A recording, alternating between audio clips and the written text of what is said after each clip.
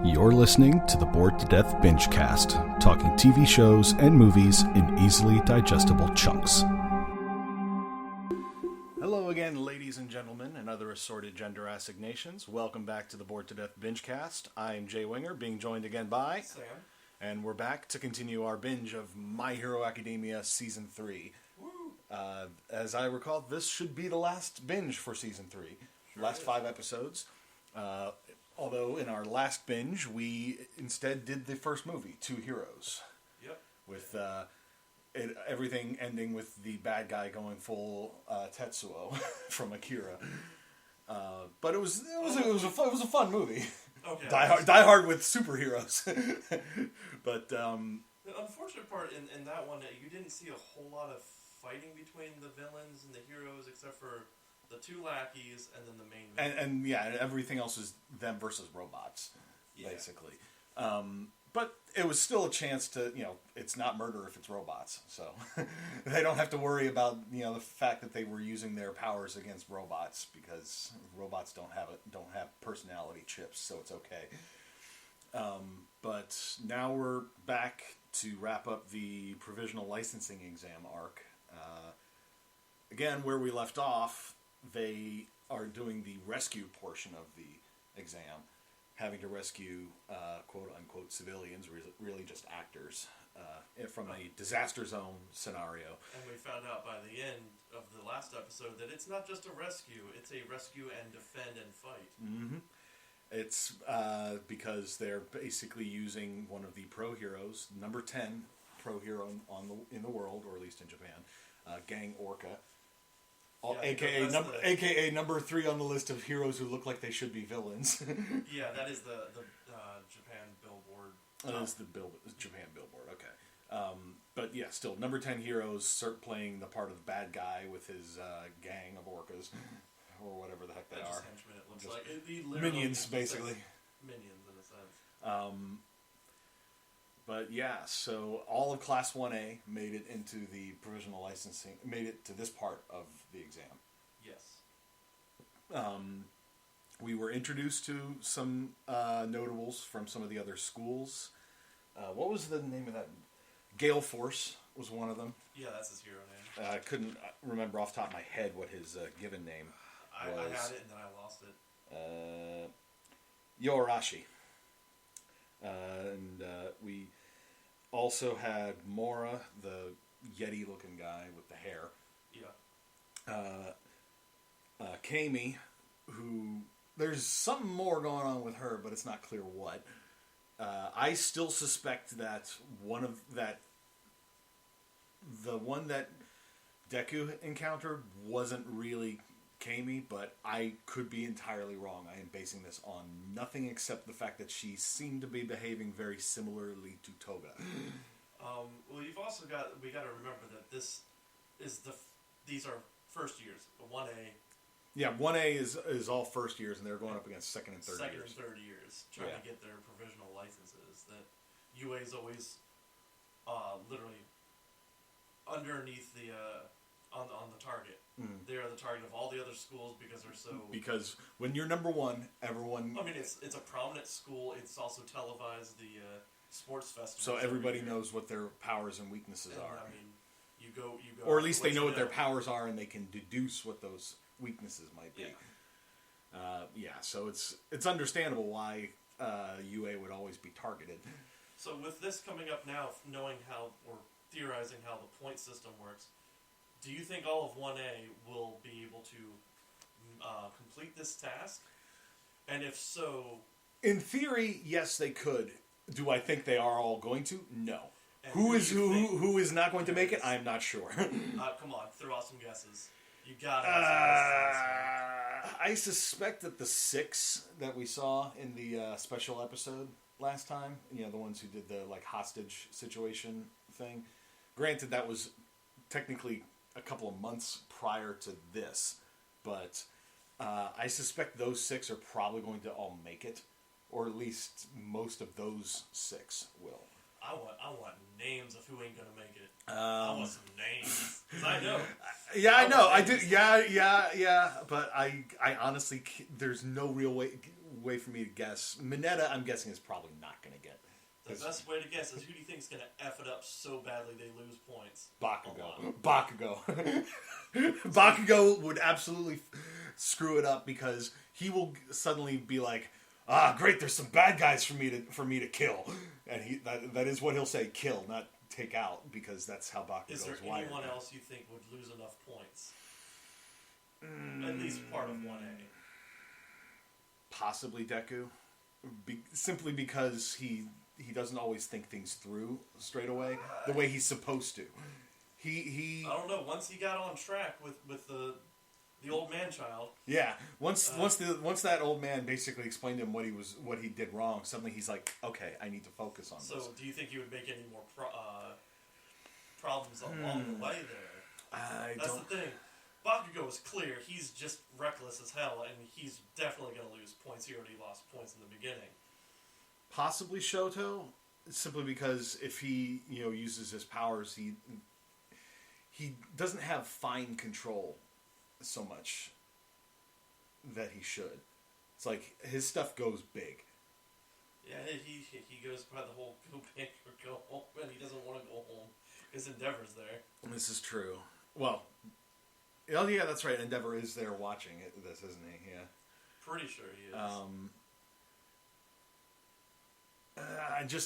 I don't know who else is really I could see screwing up big to the point that they lose a whole bunch of points. Do you think anyone from any of the other schools that you've seen would not qualify? That's tougher to say.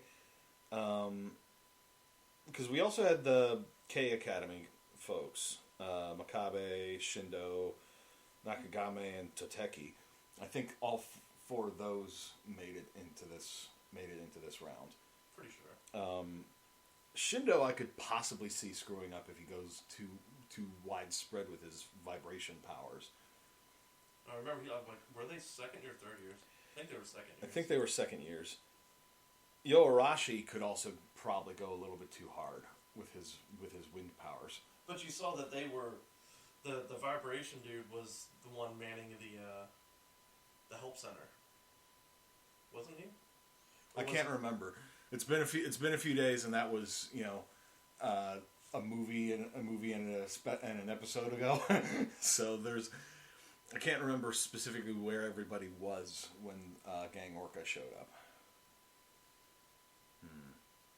Well, we've got, like I said, we got some names down. We don't know specifically who all is. I don't know. I can't really guess at who's going to lose enough points to not make it, because honestly, My Hero does throws just enough curveballs at you on a regular basis that you're like, okay, this isn't quite what I was expecting. I don't know what to expect. What if I told you it was Sue and Ochako that didn't make it?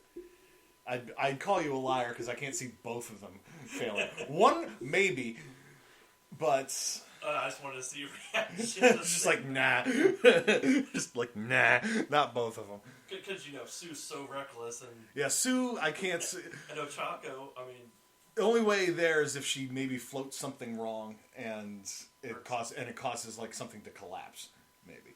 But she's already on target with who she's teamed up with right now. This is true. So I think that about wraps up this little intro. So that we'll be back after the binge. While the binge is happening, thanks for listening to our podcast. Please give us a like and subscribe and spread the word. You can reach us on social media on Facebook or Twitter at BTD_Bingecast. The Bored to Death Clan is part of the CKCC Radio podcast family, including J Bunny's Music Hub, the Race Nerd Podcast, Real Paranormal Talk, Ranking Tracks, Motivational Moves, Girls Who Like, and The Nerd Table. Please consider supporting CKCC Radio on Patreon. And now, the binge is done, so let's get to the discussion. And we're back. Concluded Season 3 and the whole licensing exam arc. So, let me start by saying, with regards to Kami, I called it. I called it that it was indeed Toga in disguise. We found out what her quirk was. That she can transform into anybody whose blood it has ingested. Which explains a lot about why she sort of admires Stain. Yeah, he does a little bit of the ingestion blood thing. But like I said in 2 binges ago, when we went. One question I gotta ask about that before we move on. How do you discover these quirks if they're blood ingestion ones? You're just all of a sudden drinking somebody else's blood. Maybe, but based on what we saw in the movie on I-Island. Granted, I-Island is a place that studies quirks and has technology that's geared towards that sort of thing. I imagine there's probably lesser versions of whatever is on I-Island that allows them to study quirks, because Dave Shield was able to see All Might's strength, his power, his quirk essentially depleting, or that it had gotten much weaker. Could have been compared back to old data he had. This is true. Before. But the fact that he was able to gauge that previously,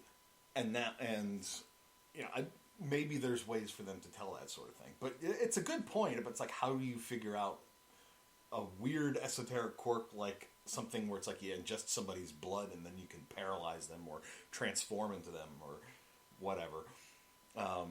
It's a good point, but I don't know how you would figure out something like Toga's. Exactly, but going back to the licensing exam thing, we got some explanation as to why Yoarashi hates Endeavor and by extension Shoto. That that Yoarashi looked up to heroes as a kid and looked up to heroes like Endeavor also, and but the fact was Endeavor wasn't really interested in trying to be the public sort of like friendly to all hero like All Might was. He was more interested in beating villains, which is actually a thing I wanted to bring up. It sort of relates back to something that I brought up back in season 1 with passion versus ambition, with regards to Deku and like Bakugo. Bakugo at the time came across more as somebody that wanted to be a hero to be famous, whereas Deku wanted to be a hero because he wanted to help people. Passion for hero work versus using hero work as a means to get famous. And that also is, it comes up sort of with Endeavor and All Might, but it's not there. It's not so much, passion versus ambition. It's more compassion versus like justice in a sense. He's also striving to be number one, and when he realized he couldn't be number one, he sought out a wife to bear him a child that can overtake and become number one with quirk marriages that we talked about before. But I get, granted we haven't gotten like a really in-depth backstory with Endeavor exploring his motivations and everything, but from what we've seen, All Might is trying to be a hero so that he can help people and everything, whereas Endeavor seems like he's using it as a means to punish evildoers. To let loose. Yeah, to sort of let loose with his. You have a quirk like his. That you need to have a license. That is a fair point. But getting back to Yorashi, getting just sort of smacked aside by Endeavor when he tried to like get an autograph, and then when they were doing like the testing to try to get into UA, he met Shoto, recognized that he was Endeavor's son, and tried to basically be friendly with him. Tried to basically, okay, maybe he's not like his dad. And Shoto, who at the time was solely focused on being the best he can, but trying not to be like his father, inadvertently acted exactly like his father. It was just sort of dismissive, you're in my way. I think he also mentioned his dad in both times he encountered him. That's true. Which, of course, in his mind, he's just like, you say my dad's name, that's literally his trigger. Yeah, it sort of immediately shut him down out of friendly mode. It's just sort of like, stay away from me because you just said the wrong thing. But it's like you're in my way. Yeah, and so it led to the two of them just sort of butting heads during the exam as they were trying to fight Gang Orca. Where it's like they kept getting in each other's way and yelling at one another. And it took Deku jumping in to save Shindo, who'd gotten knocked down by Orca's point-blank sonic blast. And he's just like, what the hell are you two doing? And they're like, they both independently realized, shit, I did fuck up.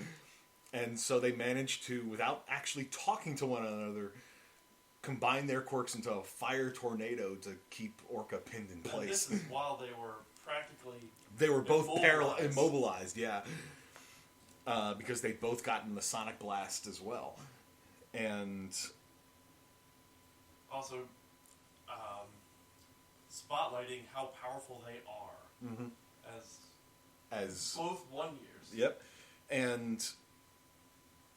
in the end, the students managed to complete the exam. They got all the civilians evacuated and pinned down the villain, so they called the exam, posted the results, which is where one of the cliffhangers came up, and I was like, oh, I could see why you were pissed off watching it weekly. But as for the results, everybody in Class 1A passed, except for Shoto, because of his screwing up with Yorashi, and Bakugo because it's Bakugo. Yeah, when you're graded as in starting point value 100, and you lose points as you mess up. Yep. You go below 50 points, you're out. And furthermore, and this was pointed out by the students, it's like there was no way to earn back points in the test. No way to earn back points, and they also said, well, why let us? Why continue? let the people who basically flunked out even stay in the exam? And thankfully, they covered that. Yeah, it's just sort of like, we need you, because the Hero Public Safety Committee had been given a new mandate by the National Police Force or whatever. Basically, it's like recognizing All Might is down. That's going to cause crime rates to go up. We need heroes to step up, but we need heroes that are capable of working together. So we're not relying on just one person to be the symbol of peace. We need groups. We need a strong force, especially because they're looking at these like groups like the League of Villains and other groups starting to rise to oppose the Hero Society. And what else was it? Oh yeah, well, and we also saw All Might go to the Tartarus prison to meet with All For One. Yeah, that was. Which is just All For One, completely like virtually immobilized in a wheelchair on a breathing mask. And he basically talks about it's like if I get an itch and I try to scratch it against my chair, every single gun and every single one of these automated guns in the room, immediately points at me. They're constantly monitoring my brain waves in case I try to use my quirk, sort of thing. It's just sort of like it's a horrible way to live, but given that it's All For One, it's entirely necessary. I don't think they're doing enough. Yeah, and All For One was just completely confident, had a smile on his face the whole time while he's talking to All Might, and basically said that they're not too dissimilar. They both had an ideal, and they strove to make it a reality. And even though he has no idea what's going on in the outside world because they're not telling him, they're not giving him any sort of news reports or anything, he still knows pretty much what's going on. And I think mainly because of his immense amount of quirks, that if he is to know, like, maybe something happens that they think that he might have set up outside, that he could break out and escape immediately. Yeah. Certain circumstances, the downfall of this, Shigaraki that. Yeah, but I think the reason he still seems so informed is because he is the chess master. Yeah, he's already thought like 100. He expected to go into prison. Mm-hmm. He expected this fight. He expected all of this. You know, he went into the fight. You know, basically, it's like, if I lose, All Might is still going to be removed from the board. Yep. If I win, All Might is removed from the board. So for him, it was a win-win. But there was a great shot in the middle of that conversation, and this is one of those like animation is just fantastic thing, where they had their faces like superimposed over one another. Not quite like half on one side, half on the other. It was sort of like... It was literally looking through the glass and being able to see the... Yeah, seeing the reflection of All Might's face over All For One's. Yeah. And if you can even say what All For One has is even a face. Right. He's like, I see you. Like, how the hell do you see? You don't have eyes. Quirk. He has some quirk. His face, his head is like all scar tissue, except for his mouth. He probably has some kind of weird sonar, like Daredevil-esque thing. Or he has just perceptions. Just as long as his skin is exposed, he can see through it. Who knows what? Who knows what sort of quirks he has? It's power times 8 or whatever the hell he used that one time. The spring coil thing or whatever. And then we had Deku versus Bakugo, part 2. Yeah.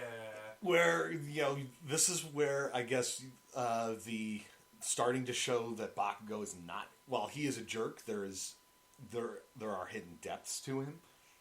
He basically called Deku over to Training Ground Beta or whatever, where they've had their first fight at UA. And he basically revealed that he put it all together with regards to what Deku had told him about how he was given this quirk. I'll do what I can with this borrowed quirk. And he basically put it all together between that and All Might coming to town and the sludge monster encounter. The All Might getting weaker and everything. He basically realized that he straight up says, All Might gave you his quirk, didn't he? And then he wants to settle like who's better. Come at me, nerd. Yeah, come at me, nerd, and you better bring every bit of your power because, well, and he sort of revealed that he has a guilt complex going because the whole fight between All Might and All For One happened because Bakugo had gotten kidnapped by the League of Villains. He feels responsible for what happened to All Might. And for a kid that had looked up to All Might for his entire childhood, that's something that can eat at you. Yeah, you're the reason why your hero fell. Yeah. And he's also just like, why did All Might choose you? You didn't have any quirk or anything like that, and while they're he's trying to fight Deku, and he's shown that he's learned from that first encounter as well. He's got a incredibly fast reaction time, and Deku's doing everything he can to try not to fight him because he doesn't really want also to. Trying to outthink him, but Bakugo says, "Yeah, don't think. Don't overthink. Overthinking things as usual." Just basically telling him to just come at me, nerd. And Deku realizes, I've gotten better with the full cowling. Yeah, he's no longer doing 5; he's doing like 8% now. Which gives him another increase in speed since he's mostly putting it into his legs. And even then, he gets a few good hits in on Bakugo, but Bakugo very quickly shows he's very, very good when it comes to close quarters combat. He manages to turn it around and pin Deku to the ground. It's like he has legs and both arms on his head, and you're like, wait, Jesus. He thought all this through from an explosion from the sky. Yeah. after he gotten hit by the punch, because Deku basically realized Bakugo knows that I'm using my kicks more, but that doesn't mean I can't still punch. Yep. And he just uses his left arm, which is the one that's less fucked up, and just clocked him in the face, and Bakugo still managed to then flip him around and rocket him into the ground. Deku was using hardly any strength, but you just probably base strength to punch him. Because he's aware of how powerful his quirk can be if he goes all out with it, and he doesn't want to do that to Bakugo, because as much as Bakugo has been an asshole to him for pretty much his entire life, he also thinks that Deku looks down on him for some reason. Well, that's like the weirdest way to think about it, when you're holding yourself so high and mighty, and this kid just all he does is follow you around, looking up to you. Yeah. Well, and I think the whole looking down on him thing came more from when Deku started excelling at UA. Yeah, it does make sense. Especially, with it's like But Deku's never made it like, oh yeah, I'm better than you now. What up, bitch? No, he's literally just like, I'm just gonna do everything I can to try to surpass you.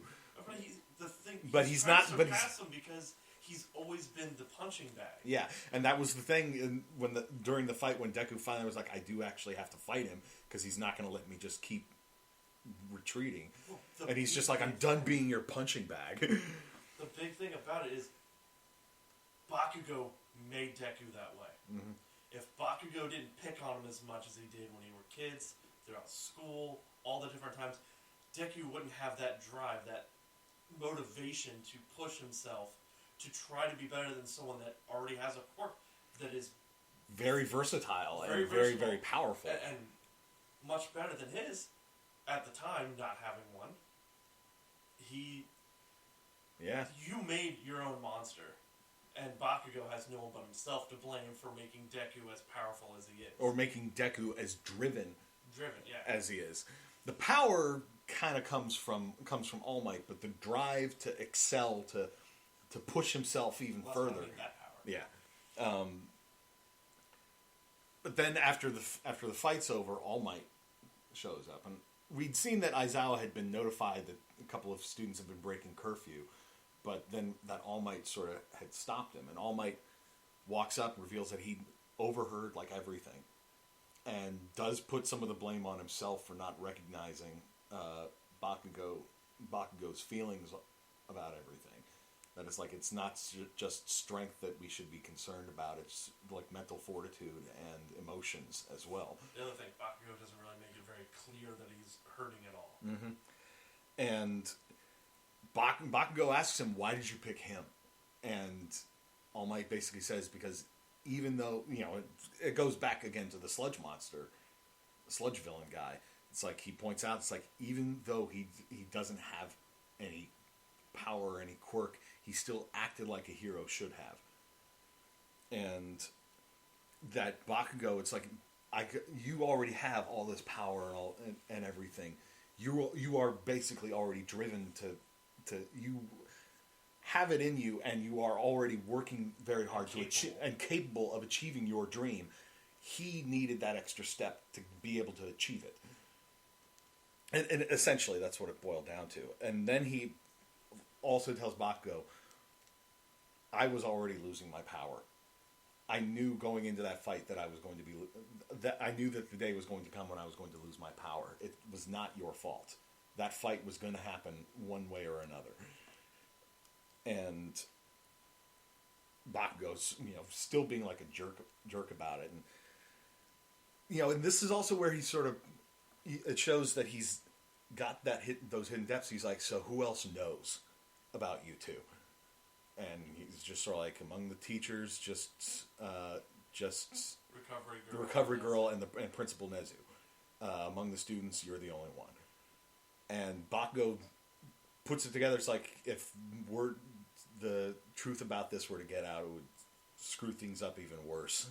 So I'll keep your secret. And All Might's just sort of like, I was ready to beg on my hands and knees for you not to do it, but you showed that showed that Bakugo's not nearly as much of a jerk as he comes across. Well, he is, but there's a heart of gold under that crusty exterior. I don't know about gold. Tin? Yeah. I don't think his heart is of any precious metal. Yeah. And Aizawa's getting ready to just punish the both of them, and All Might's like, "This is on me. I'm the one who didn't recognize that there was a whole lot going on here below the surface. They needed to get this out of them, sort of thing." Also mentioning Bakugo's complex. Yeah. Oh, it's so good. And so Aizawa places them under house arrest for 3 days for Deku, 4 days for Bakugo. And it's like they're returning from summer. Yeah. First classes, so they're missing out on big stuff. It's like you're grounded, full on grounded. Housework. Suspended, sort of thing. So they're basically just stuck doing housework for 3 days. And naturally, Mineta, and Sero start using that as an excuse to sort of pick on Bakugo about it. Business stuff. Yeah. But then we got a little bit of focus on more of the aftermath with All Might's retirement. Because we were sort of introduced to this guy. Now, at first, when I saw his face, I thought that, the thing in the middle of his forehead was literally just like he maybe has one of those sort of like skull, like, there are some people that have like a sort of different sort of shape to their skull where it can cause that sort of like, almost feels like there's like a ridge or something in the middle of their head. We find out later, no, that's a scar. A scar from... But this guy is just there looking out the window, thinking to himself, smoking a cigarette, and apparently having an argument with himself. And I'm just like, why do I feel like I know what's going on here or should know? And then we find out later, this is twice. And that he does have a cloning quirk. He's like Multiple Man, Madrox. And he basically lived like a king while he had a bunch of his clones doing everything. And then they were... Until they basically are like, wait, why are we taking orders from this guy? Because we have the same power that he does. And they basically all slaughtered one another. And first they tied him up, then they argued over who was the real Twice. And it left the guy that had been tied up in the chair, sort of worrying about, am I the real one? Well, yeah, he really is the real one because they have that massive cut across his forehead. Yeah, but it's just sort of like, we don't know kind of thing. But, it's just like the arguing in his head just gets worse and worse until he puts the mask on, and that sort of helps calm him down. But it seems that he thinks that scar is him splitting apart. Yeah. And then he put the mask on, he said, now I feel whole. Well, and it sort of highlighted, the whole sequence with Twice also highlighted that there are that lesser villains are starting to band together into groups. We saw this like gang of thugs, really calling themselves the Reservoir Dogs, breaking out of a convenience store and stealing the cash register before driving off in a truck. And when we saw them later, they'd all been killed by another group of villains.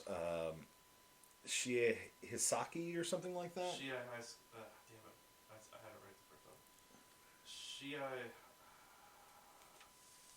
Frick. Yeah, Sam's looking it up on his phone right now. It's just how to say it. Well, spell it out, I can probably...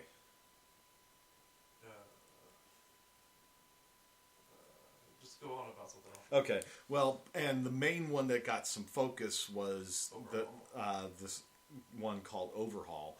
They're all wearing like Plague Doctor style masks, but Overhaul was the only one that we got introduced to. And later, in the season finale, we saw Twice taking Overhaul to meet with the League of Villains. And speaking of the League of Villains with Toga, she has a drop of Deku's blood, which is a very bad thing for a variety of reasons, but not least of which is the fact that could potentially carry the quirk, and it could be taken or copied, duplicated some or whatever. We don't know, but regardless, somebody having. The thing with that, didn't All Might say that the quirk has to be given; it cannot be taken. Okay, that's a different thing. Although that's only where it applies to actually trying to pass it on. Somebody can't like grab a hunk of your hair and then be like, "Ha! Now I have it." No, but All for One, I suspect is somebody that could actually be like, "Yeah, no, that quirk's mine now. I'm taking it back." Why? And I think the only reason he didn't do it in the fight with All Might was because, or maybe it's possible. Maybe it doesn't work that way. Because I suspect in their first encounter, if he was capable of taking that quirk away from All Might, he would have done so. Maybe that's what he was trying to do when he gave him that injury. But back to after we get introduced to Twice and a brief introduction with Overhaul. It's still highlighted. Shie Hasaiki or something like that. Hasaiki. I'll figure out how it's pronounced later. I'll just jot it down in my notes here. That took me a while to try to find one without spoilers. But so new school year essentially begins, or next term at least. They have like their little commencement ceremony, and 1A, with the exception of Deku and Bakugo,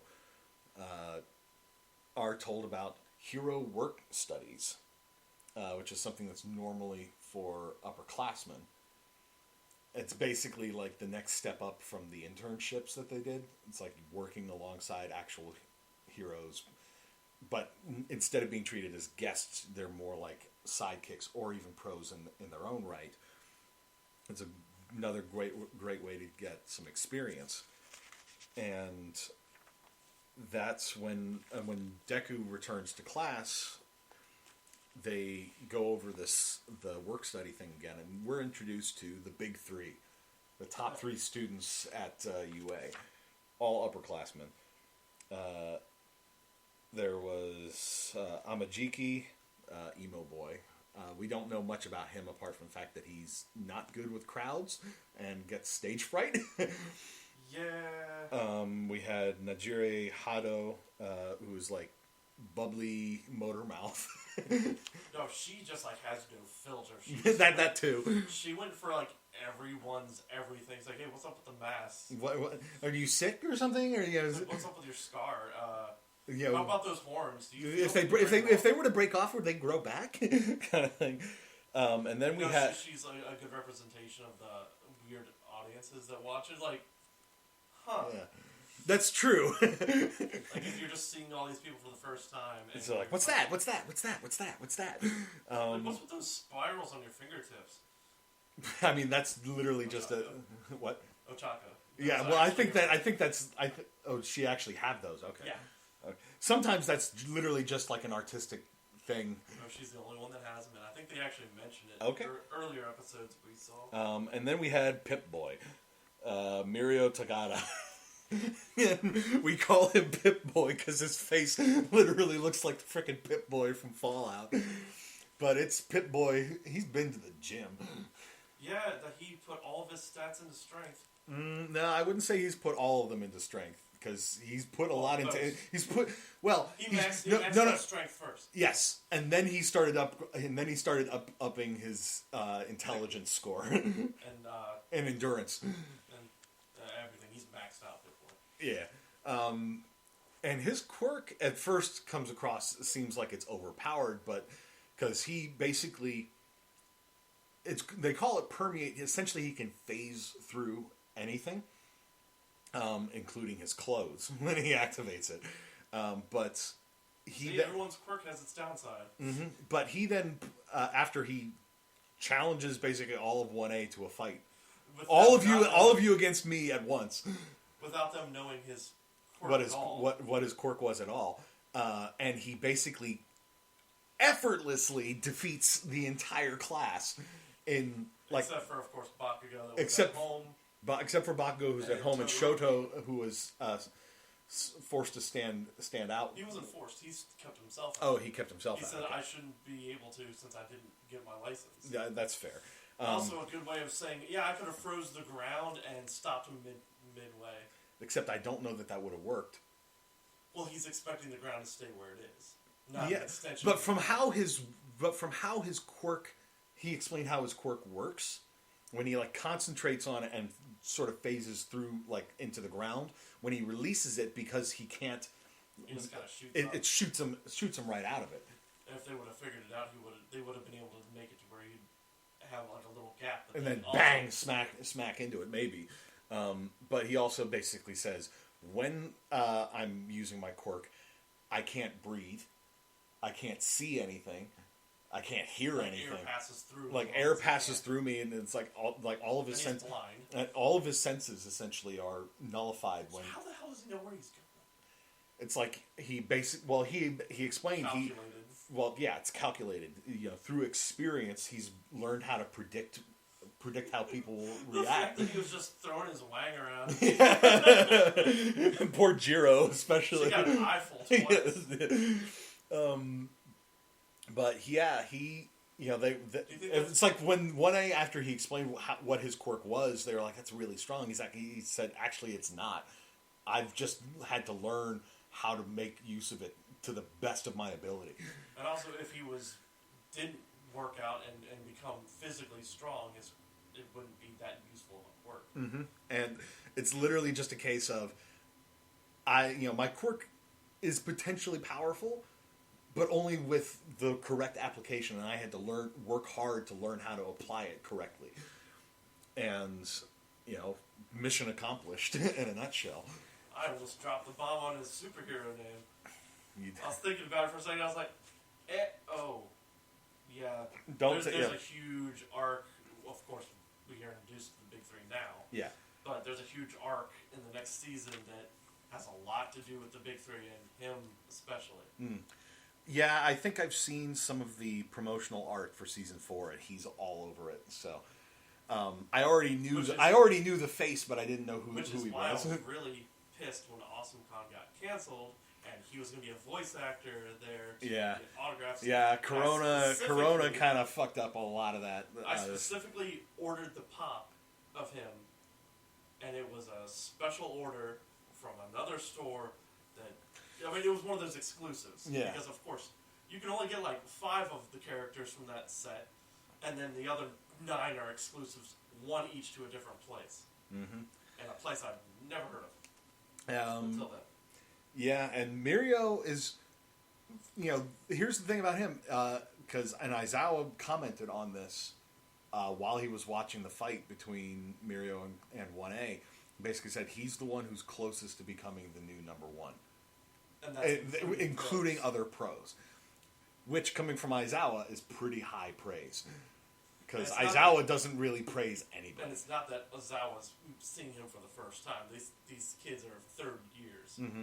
So they were probably in his class. Yeah. It's... they're setting up stuff for Season 4 with the work study stuff.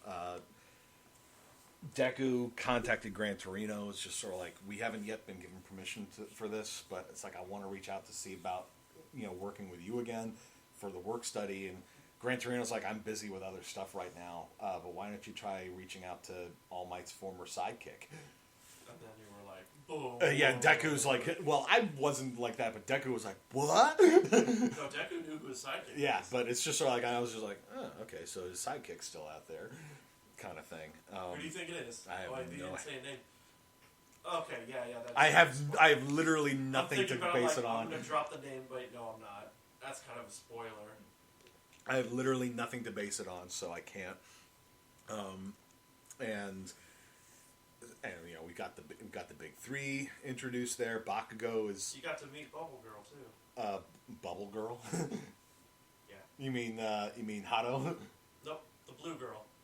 I'm just dropping that. Oh, okay. Yeah, that's right. We saw like a couple of heroes towards the end of the talking about Overhaul. Like pro heroes that were apparently had Overhaul under surveillance, and now they're aware he's made contact with the League of Villains. And so they're getting ready to move. And one of them was like this blue skin girl with like a little clear face mask thing. I have nothing to base her off of. Quick little thing about that.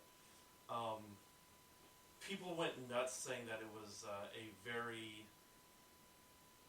risque outfit for a character. Why would the artist and the creator sexualize a character like that? That was actually a fan contest winner. A fan's character got created, and for winning, got to be put in. And furthermore, while you're talking about sexualizing and outfits like that, exactly. And while we're on the subject, we can't just say it's all the women. I mean, Kaminari, Shindo, shirtless all the time. Shindo, Mirio. Anytime he fights, right? There are plenty of other cases where it's like, it's not just the girls that are getting sexualized here, dude. Like, yes, she's showing underboob. Yes, she's showing like the entire midriff, basically. Yeah. It's like if those shorts were hanging any lower on the hips, we'd be seeing blurs. Yes. We would be getting blurs. And yeah, because it's because Japan. And it would not be on Funimation. Yeah. But still, I judge the character on the character, the way it looks. It's like, yeah, everybody doesn't like Garbage Baby Boy, but still. You're talking Mineta? Yeah. Oh, God. He's there for a reason. Mm-hmm. All these characters have a purpose. All these characters have a reason why they are. We don't know much about her quirk as of right now. Because they literally just introduced her. A lot more skin exposed in order for her to work. Yeah, exactly. Like Momo has to, Momo's quirk requires her skin to be exposed so she can create the stuff from it. That's why her outfit is that way. Midnight has to show it, because part of her character, not her character, but her personality. Persona she puts on as a hero. But then she also has to have this tear-awayable fabric so she can expose her skin to use her quirk. Mm-hmm. Which they said her old outfit was more risque. Yeah, so. The series is still going strong. The animation quality remains high. The fight between Deku and Bakugo. Yes, I was just going back to that. Oh, holy crap! When you watch an anime with a lot of fights, you say, well, Dragon Ball. Every single one of their fights, you could interchange the different characters in the fight. You can have the different gods and the different characters, and they're always fighting. But the animation style stays consistent the entire episode, the entire fight. Mm-hmm. Every fight, you can go from this fight to 100 episodes later fight. In My Hero Academia, they use different artists in different episodes to emphasize different things. And it's just so fucking good. Yes. That's just an understatement. Like there was that shot of the two of them in midair, and like the camera like sweeps in up the street and then through the air and around them, and like the clashes. It's not the clashes. Blurry. It's very visible, and when shit's going real, when it does get that bolt of lightning. When it does have that big... Like when Deku started using his faster speed, and you just see him just go... And like they sort of black out the rest of the background so they can just focus on the two of them. Darken it when it has big flashes of color. Mm-hmm. One, probably to reduce seizures. But to emphasize the color. To make the lightning sort of pop off of Deku and the sparks of Bakugo's quirk activating. It's freaking amazing. It is amazing. And I did read that they used a lot of different artists in different episodes to accentuate what's going on. Mm-hmm. Yeah, the character designs remain. They don't fall into the trap that a lot of artists fall into, where it's just sort of like they de-emphasize the facial features of characters that aren't important. Every single, practically every person, with the exception of when they were checking out their results. Yes. There was literally gray people, and then some stuff like that, but it's like otherwise they tend to like every single person has generally has a unique face. You could see every single person. Don't know who the hell they are. One person had a peg for a head. I don't know what's going on. And it's just like there's this guy who has like completely black skin and silver hair. We don't know what's going on with him, but that's another student. Actually, part of Class C. 1C. Yeah, and talking to 1C, and talking to the other classes, 1B all passed their exam. So of course Monoma was called that. You're like, oh yeah, Monoma's gonna be an insufferable prick about it, but then he's always an insufferable prick. And 1C was there, and we saw Shinso again. But we also got introduced to Pony. Oh, Pony, that's right, like an exchange student or whatever.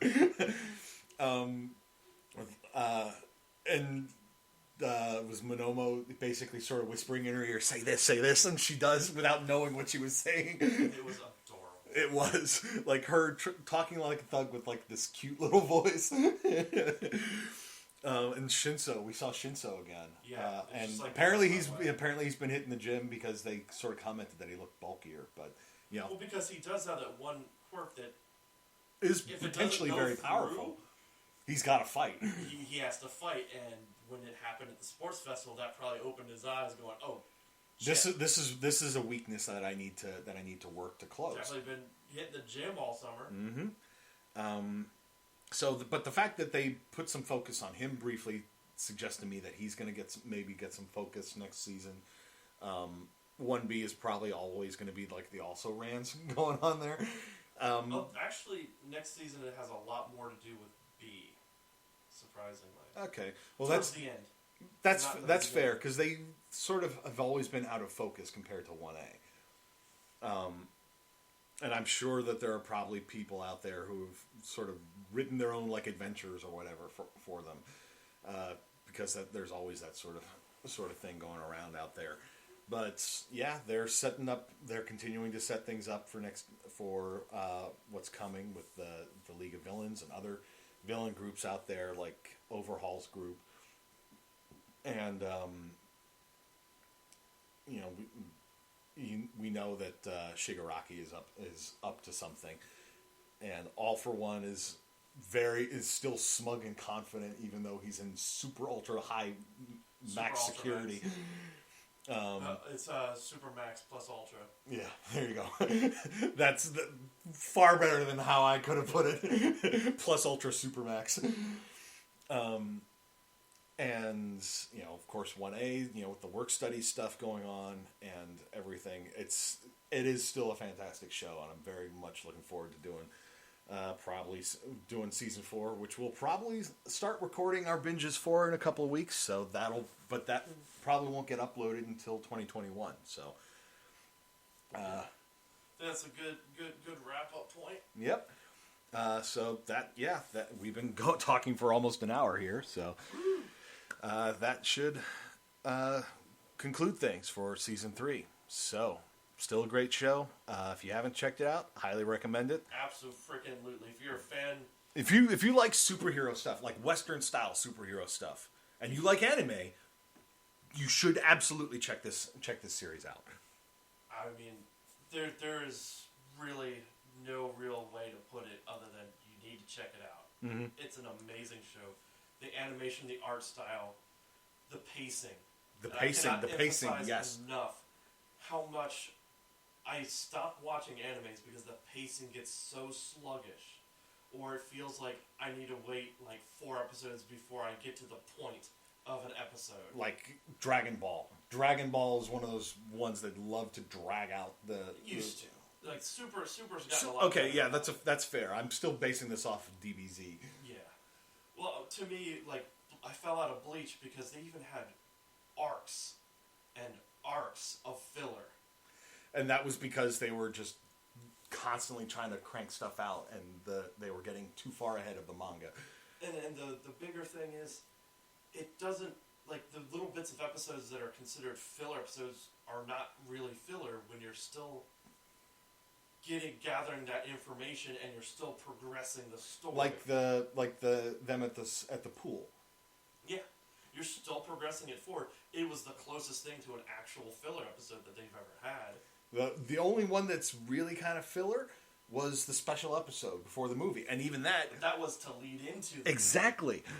And it was just literally that technically could have played right before the movie. Yep. And which is exactly how we did it when we watched it. But yeah, so still highly recommended, still very much enjoying, but this is about time for us to wrap it up.